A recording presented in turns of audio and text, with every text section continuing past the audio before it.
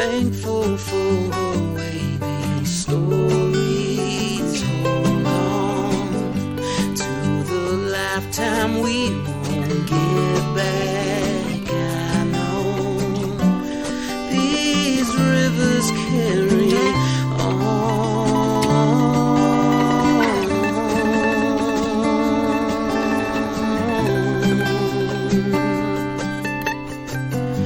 People tend to stick to you after time. Places tend to do the same as we do. This river carries on and on. Hello and welcome to Kankakee Podcast, where we talk about the people and places of Kankakee County. I'm Jake LaMore, and we are on location today, which I feel like we haven't done in a really long time. And I'm glad it's here, and I'm glad that this is how we're finally getting into agriculture, because that is something we haven't done too much of on the podcast yet, which is funny because Kankakee County is filled with Right. all types of different agriculture.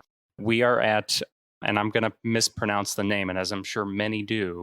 Mhm. So how is it properly pronounced so we can make it known? Locavore. Locavore. They're carnivores, omnivores, and locavores consume local food. Not my last name. Oh, okay. Yeah. Right. Yeah. So we were sitting down with Rachael Jones of Locavore Farm here in Grant Park, out in the middle of nowhere, which is a great thing Yes. because it's so peaceful out here. It's so beautiful. I loved going down the long drive and then parking and seeing the chickens walking Mhm. around Mhm. and hearing the roosters crow and the little kitties. It's Yeah. just a really beautiful day It that is. we're actually is. recording this today. So Rachael, welcome to the podcast. Thank you you. so much for doing this, because being a farmer, your schedule is nonstop. There's always something to do. I Yeah. come from a farm family, not the same type of farming, but Right. still, like, growing up in that family, there's always something to do. Yes. Like, the work is nonstop. Yeah, It's just, For sure. one thing after another. So thank you for your time. So you showed me around. You Yes. gave me a tour before we actually recorded this. Learned some super fascinating things about not only the farm, but just your life. You mentioned you lived in Australia. Were you Yes. born there? I was actually born in Oak Park, Illinois, so right Okay. outside Chicago. My parents are from the Chicagoland area, and we moved to Australia for a great family adventure when I was 4 years old, and I ended up living there till I was a teenager. How did moving to Australia, how did that come about? One of your parents had a job offer, or? You know, my father, his talent is animation, and he wanted to make a living to support his family by becoming an animator. And his older brother said, well, that just can't be done. And I believe he learned of Hanna-Barbera, an animation studio that was opened in Sydney, Australia. And so he set out and packed up to go there. I believe that he had some conversations prior to, and then he ended up getting over there, and the studio shut down for a period of time as they were in between productions. So he ended up working at Xerox across the street making copies. And I think just entertaining everyone with the paper and making his own flip pads and animation. I was just Yeah. literally thinking that. I'm like, well, visualizing that. I was literally thinking that before you even said it. I was thinking, well, he could make some animations at Xerox Yeah, if exactly. he really wanted and to. he did for the lunchroom for everybody. And then I think that the studios began to open up, and I think my father was comfortable because he was making a little bit of a wage to be able to support us in this big, and at the time it was me and my sister and my mother. So there was that temptation to stay safe and produce a meager salary, taking care of it. But everyone over at Xerox, including my mother, encouraged him to head on over to Hanna-Barbera and live his dream out. So he started off as an in-betweener. And through our time living in Australia, he became the director of Hanna-Barbera. So Snorks and the Flintstones at the time and all of that during that time. And then the studio shut down again. And we headed back to Chicago, where he opened a studio where he ended up producing Pinky and the Brain, Animaniacs, Tiny Toons. And then now my father is actually in Missouri and he's a rancher. Wow. So, yeah.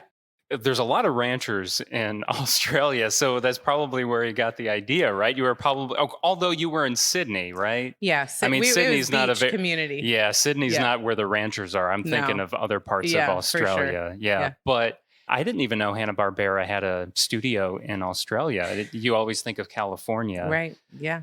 Yeah, they So- did. They had a studio out there, and that's where our adventure began. And I would say that's where me and even my siblings got this desire for adventure. Yeah. Of, okay, it might not be safe, it might not make the most sense, but it's worth an adventure, and it's one you want to take with your family. Yeah. So was he one of the people sketching and drawing Yeah, for Hanna-Barbera? So as an in-betweener, he starts off making the movements in between what the main animators do. And that's kind of low man. And then he made his way up to director, where everything from storyboarding the action, obviously he surpassed animation, the animator position at that point too. My childhood memories is seeing my dad at one of those desks with the big circles that keep swiveling around. Everything was dark, but the light was coming from behind the box.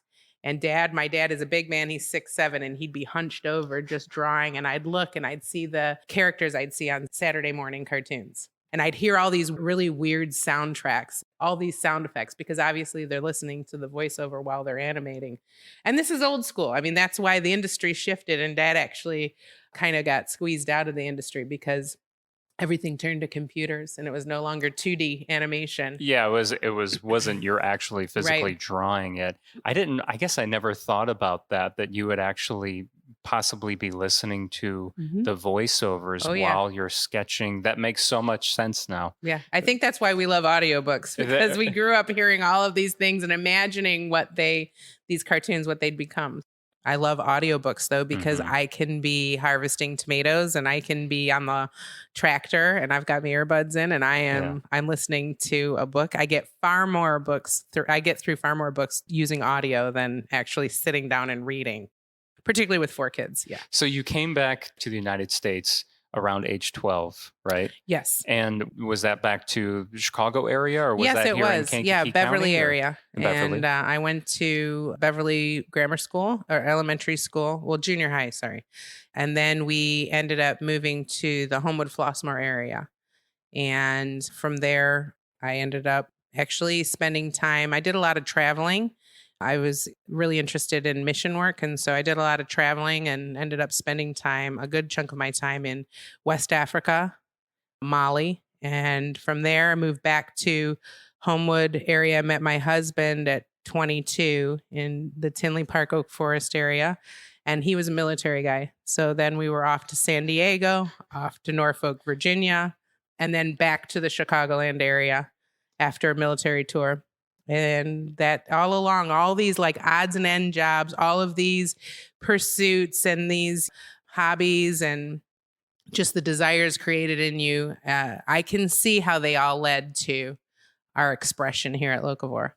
Because there's so many life experiences that you experienced, and Mhm. it seems like from the very beginning, Yeah. and more than most people. Yes. And what I want to know is how were you first introduced to Kankakee County? How did you decide to, after all of those adventures, how did the next adventure become coming down here to Kankakee County? I definitely did not think I would be traveling further into Southern Illinois. I definitely thought we would be. I fell in love with Virginia. There's a lot to experience on the West Coast. We really had our pick, to be honest. But we moved to the Homewood Flossmoor area. We were in Chicago. Then we moved to the Homewood Flossmoor area, where my husband and I, after military service and trying to figure out what we wanted to be when we were an adult, we both landed very good jobs and we loved our work. My husband was a biomedical engineer at Lurie's Children's Hospital, and I was marketing and economic development manager for the village of Homewood.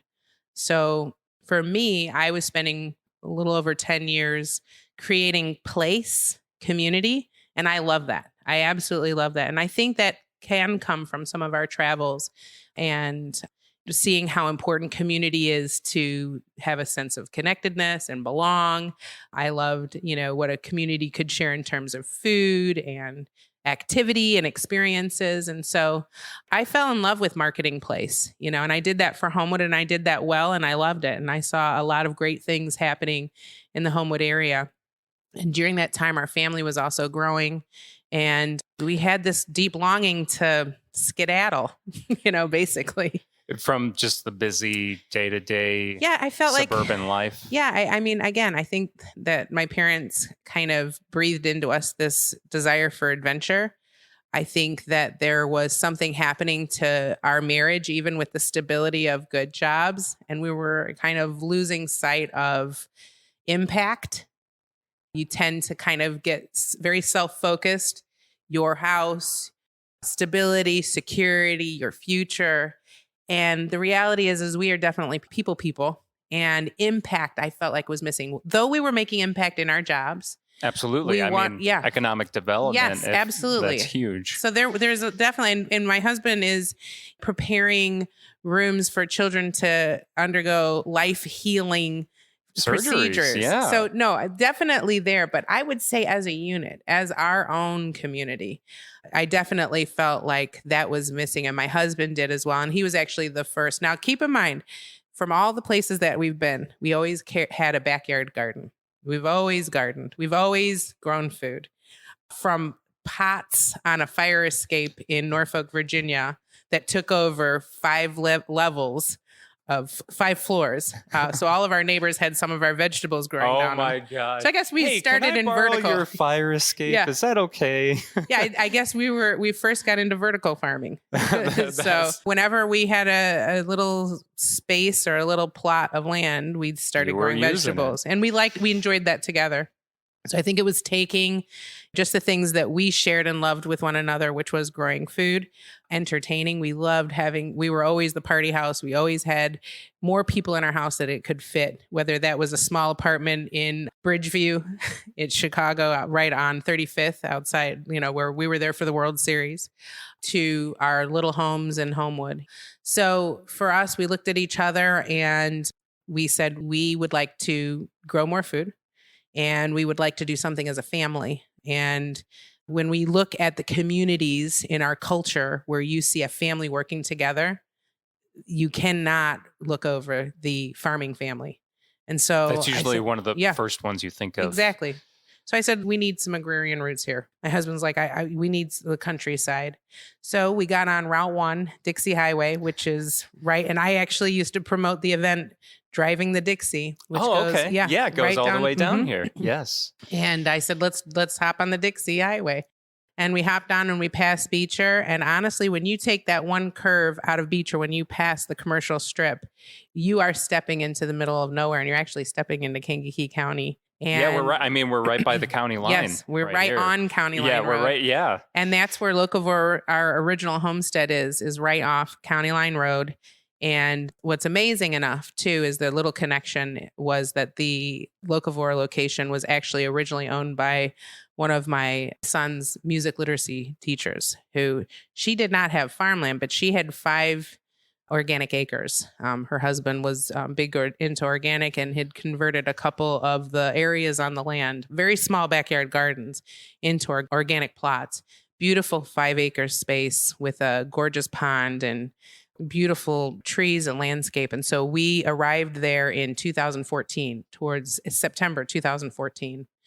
From there, we began to dream. And when you're set in the middle of nowhere, you can race with ideas because you don't have that hustle and bustle of the city. We didn't have this crazy calendar we were working through. And so we really were able to sit outside in the great outdoors. It gives you time. It gives your mind time to breathe and think. And I feel that way anytime I'm stuck on something and I'm trying to create. I try to get outside and just kind of let go of everything else that's going on and see what comes to me.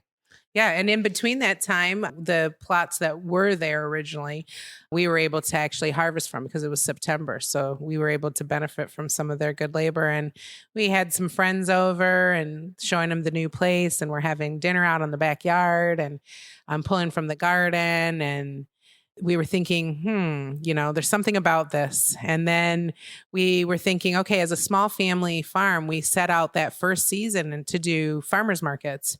And Chris was still working in Chicago. I had actually retired from my position, and he would be gone during the week. And then Saturdays were really our time to do family projects, to move forward with the farm project and growing. And honestly, I began to see really what was going on at those farmers markets, which was the families there. Everyone's up super early. You harvested late the night before. Now you're showing up, you're there. If the market wasn't well attended, you're giving your produce away. Obviously it doesn't last on that hot blacktop of a parking lot. No, it doesn't. I just kept looking at Chris and I said, this isn't the way. Where are we enjoying the fruit of our labor? At the table when our friends are gathered there. We're literally taking that one item that we picked and we're watching it being consumed and enjoyed. And that's what we should build our agricultural operation around. And instead of just farmers markets and things like that. Or restaurants where, right. Yeah, because you're probably selling to them too. Right, yeah. Exactly. And so for us, we said our farming operation will be built around a table that we will control driving traffic to, that we will create an experience for, that we will add on products to. That is going to be our focus. And one of the other reasons is we highly respect the table. We respect the conversation that takes long at the table. We respect seeing people who are sitting around the table, all the different cultures and ideas and people. And I say this all the time during our farm tours, and it's everything we do for people. And I don't mean that just us. I mean that for you. I mean, that's why you have the podcast. That's why everyone is doing what they're doing for people. And I never want to lose sight of that. And so being able to start with seed planning to planting, to caring and nurturing, to harvesting, and then presenting it to the people I grew it for. That is, to me, the most fulfilling work that I can have for my hands. And so Locavore Farm, our farming operation, is built around a table. It's a 113 feet now, 113 foot table. And maybe a couple of years from now, it'll be 200 or so. Maybe. There's something special about the 100. Space, yes. No, we've got the space for it. I don't think we would have the time for prepping, because the chopping part of it, but well, yeah. How many people do you have working? We can have up to 16. This is the incredible piece of the work too, is Locavore Farm is about community, and that's community around the table, and that's community serving the table. When I was in Homewood and I had my neighbors, no one was knocking down my door to help me weed my garden. Absolutely not. But here we have people who long to just come and enjoy and join the work. And that's the beautiful thing that I think a farm community does for one another and can do. When the project is about people, people want to be involved in it. And so we have up to 16 people to pull off a 100-person 5-course feast, which is what we do. I always tell our guests, this is not a dining experience or a restaurant experience, I would say. This is a farm experience. The deal is that you are consuming the food that we've grown on site. And that's why we call it Dine on the Land. That is our signature name. And then do you make them wash the dishes too? Is that part of it? I've tried that a couple times. People kind of raise their eyebrows. They're like, so, really? Yeah, no. Or make them, go bale some hay. Or exactly. Go weed. Now you got to go weed the garden. Or we are working on an experience for next season where people are a little bit hands-on in terms of a course of the meal. Okay. That is something that we're, figuring out the details and seeing how it can actually be executed. But when guests arrive at 5:00, they come to the bar, they get their drink, and then I take them on a 1-hour farm tour where we talk about our farm story. We talk about the story of the ingredients they're eating that night. And we also share stories from the rural community as well.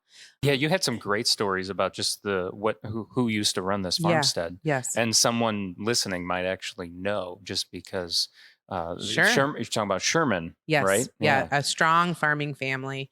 The Shermans originally tended this farm for a couple who had purchased it with and they were he was a lawyer and attorney from Chicago. They purchased this property for a respite, for a place to get away and escape the city bustle and hustle, and hired. Sounds familiar. Yeah, exactly. I know, and that is that organically took place. That connection, and so they hired the Sherman family to farm the land. The Shermans had been farming land around this property as well.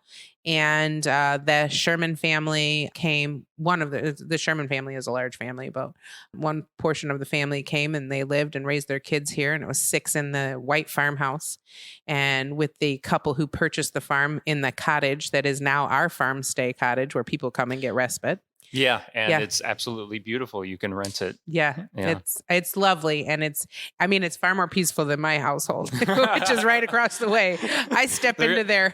I'm the number one guest of that farm stay, Sorry, it's not available this weekend. I booked it for myself. I've done that once this season so far. It's got to be hard though because then your kids are going to know where you're at. Oh, I know you're at the house next door. Yeah, I know. And there's still locks on the door.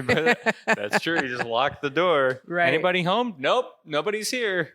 What I love though is that couple, and I shared this with you earlier, when they purchased this property as a respite for them and to employ a local family from Kankakee County to farm the land, which at that time they had every type of production from dairy to cash crop to, market garden.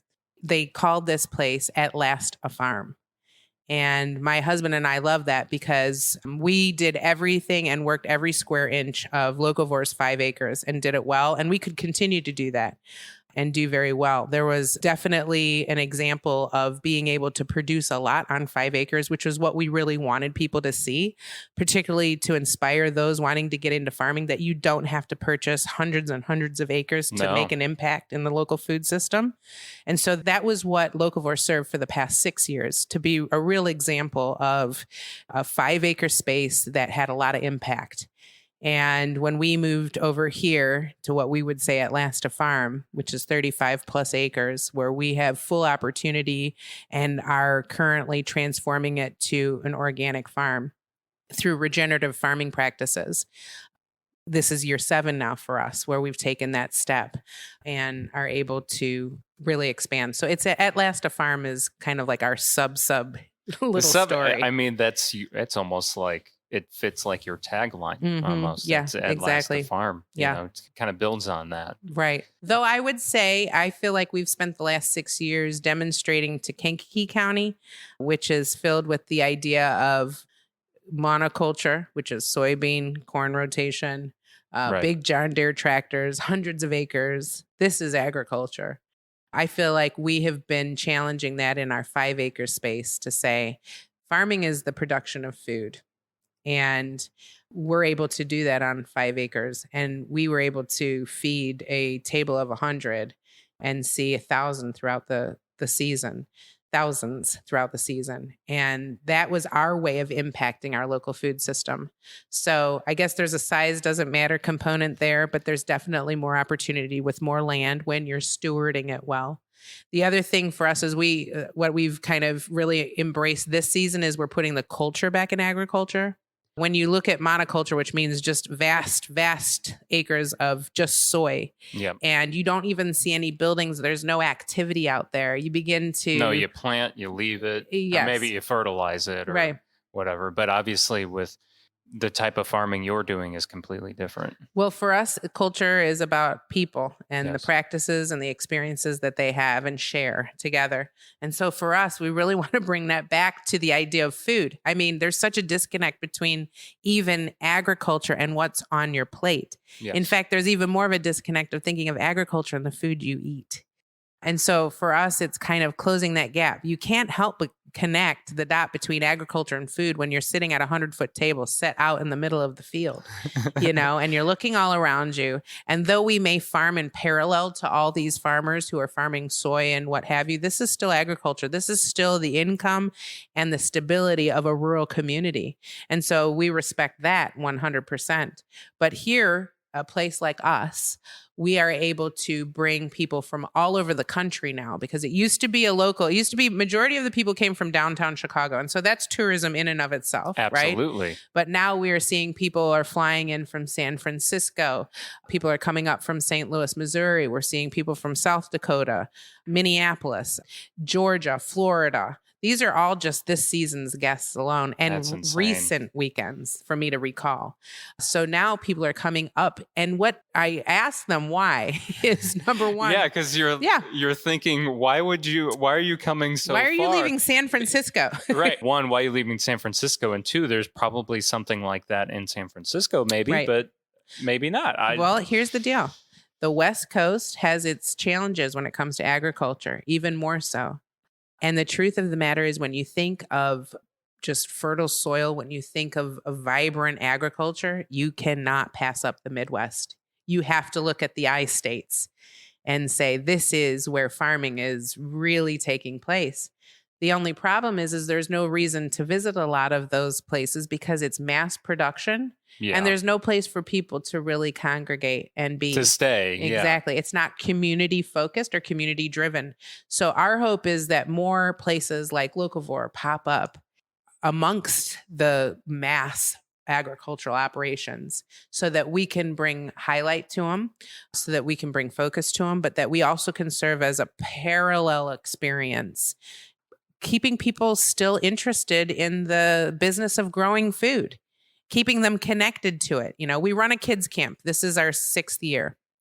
We had over 200 kids. That's amazing. From Chicago. Their parents will come and sit in this bar lounge area, and they'll finish up their work on the laptop while their kids enjoy a 4-hour learning experience.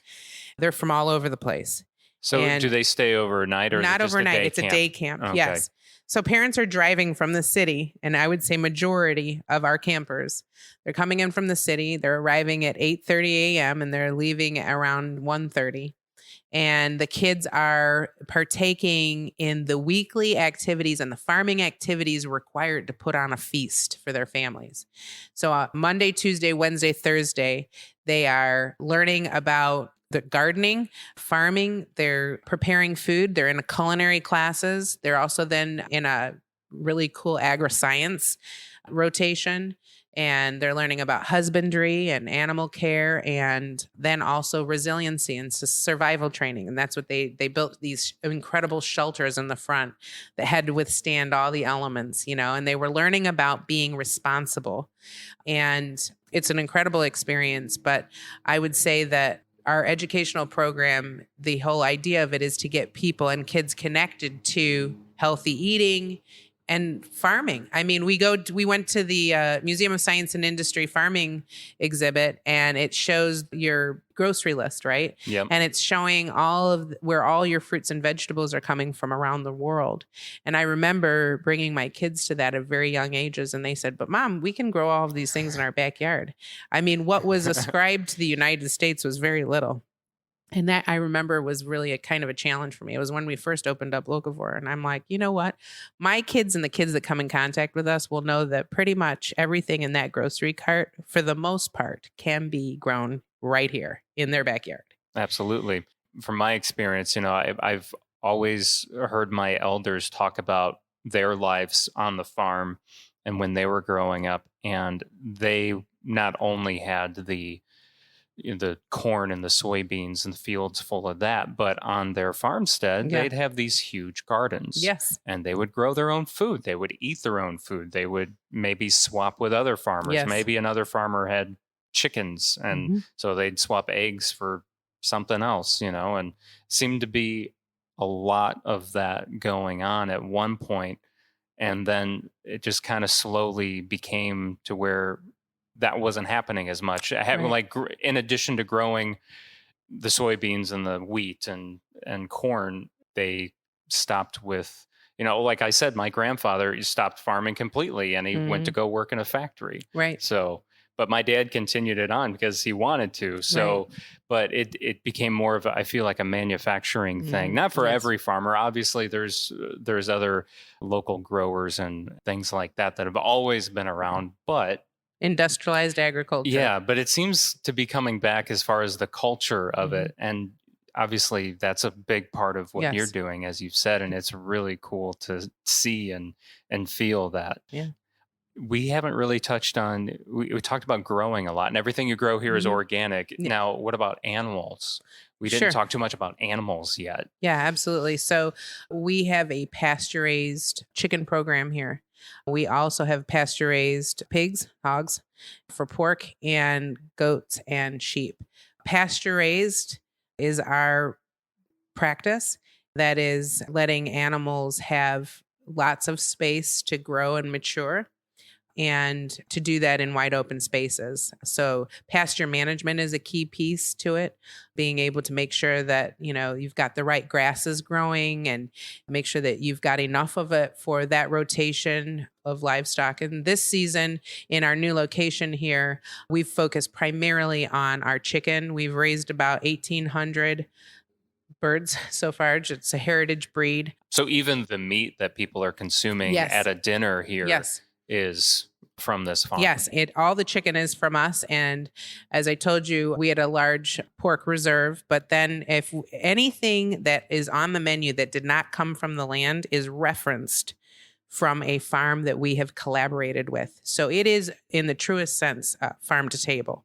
And that's what we love, is that we can feed mass group of people throughout the season from our farms and also from neighboring farms.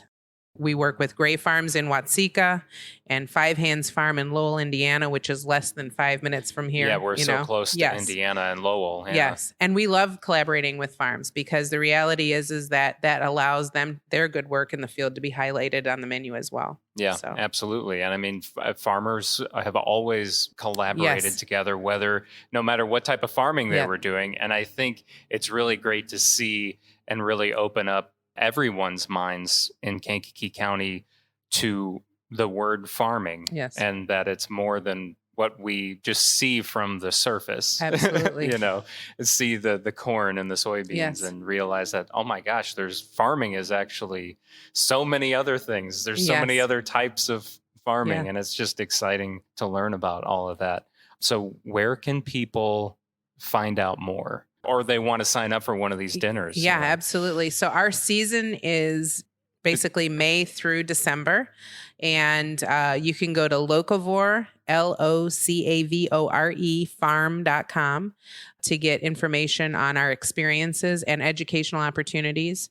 We have 2 experiences that we offer throughout the season. We're open on Thursdays from 6 to 9.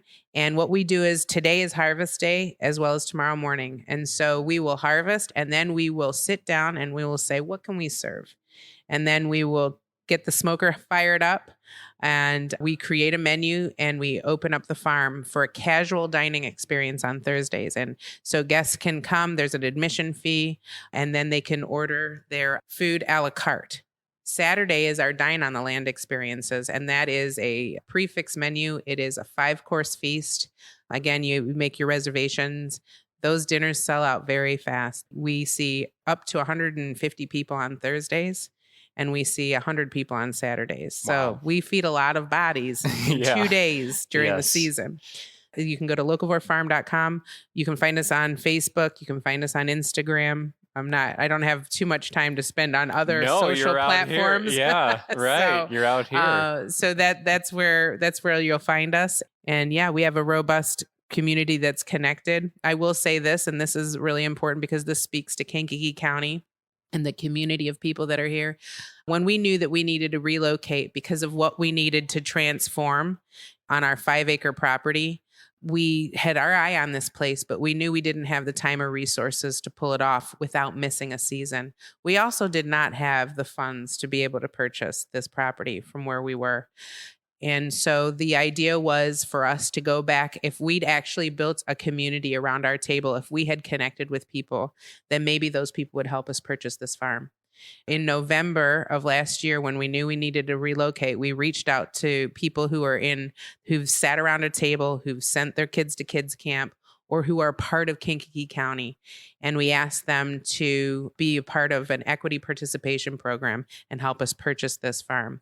And within 45 days, we raised more than 50% of the purchase price for this property from people who've sat around our table, sent their kids to kids camp, or who once lived in Kankakee County and had such great memories. The school that you went from, I have several alumni who are a part of the purchase of this farm. And so I have to always speak of that when I talk about this new chapter for us, because it really is a collaborative effort with people who are fully into a community-driven farm that's growing nutrient-dense food to feed both land and lives, you know? And you're attracting people from all over the country now at this point. Yes. And it goes to show that people do come to Kankakee County Yes. to visit, not just for the river. And Right. obviously we love the river. That's a big reason. That's why we're here. Like Yes. that's why we settled here. But it's so amazing to see that, to point out that there's so many things beyond the river. So, and Locavore is one of them. So thank you so much for your time, Rachel. I really Thank you. appreciate it. And this was fun. I feel like we're going to have to do another one, and we can even break down something even more specific. And there's always things changing. You were telling me Yes. about some exciting project Yes. here. And what I love is you're really using your natural resources. You're talking Yes. about the pond that you're going to be constructing Yes. here. Water reservoir for sure. Yeah. And that'll help. I can't imagine money wise how much that would help you in the long run, just Yes. because you'll be using it not only for your animals, but for all your produce, all your growing, you'll Yes. get irrigation. Yep. You won't have to be using the water hose Yeah, exactly. as Yeah. much. True. You know, True. yeah, Yep. so- Capturing that water. Yeah, absolutely. Anything else? No, I look forward to you coming back. We could talk about regenerative agriculture, which is farming in parallel to conventional, and how that is useful and helpful to the climate, as well as producing nutrient-dense food, which is, let's face it, this is what people really need to stay healthy.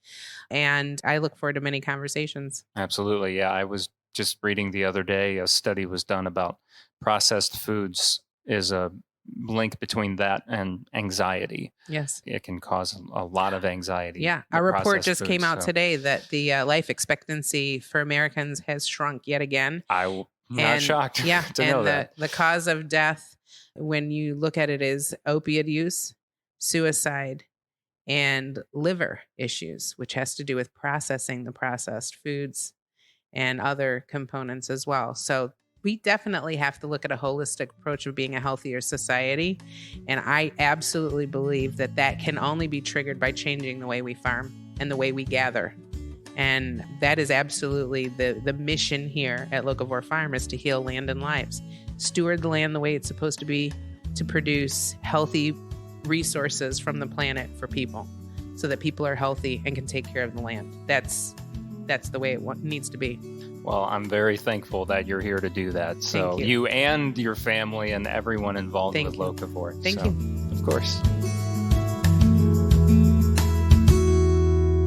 Well, that concludes this episode of Kankakee Podcast. I'm Jake LaMore. Thank you so much for listening. Please share this podcast with a family member, friend, or neighbor that you think might enjoy learning new things about the people and places of Kankakee County. Also, a special thank you to our patrons for helping make this episode possible, including Karen Bishop, James Reardon, Jake Lee, Jesse Arsenal, Dave Barron, Daryl Damper, Samantha Rocknowski, Lake Iverson, Travis Garcia, Jane Bostwick, Dawn Harrison, Simon Topless, Scott Wright, Carrie O'Connell, Jamie Race, Joanne Barry, Anthony Vicelli, Eric Olson, Jeff and Rosa Carroll, Teague Dreenan, Sandy and Steve Twait, and Rose Lucky. To become a podcast patron, go to KankakeePodcast.com and then just click on the Patron tab. If you pledge $5 or more per month, you'll also hear your name announced on an episode. There's also other rewards like early access to new episodes, unedited versions of episodes, even video versions of select episodes, podcast merch, discounts on special events, and so much more. Your monthly pledge is truly appreciated. Our monthly goal right now is to reach $400 per month. And right now, we're about 37% away from reaching that goal. So please sign up for the patron program today at KankakeePodcast.com. Our theme song is by Lupe Carroll. This river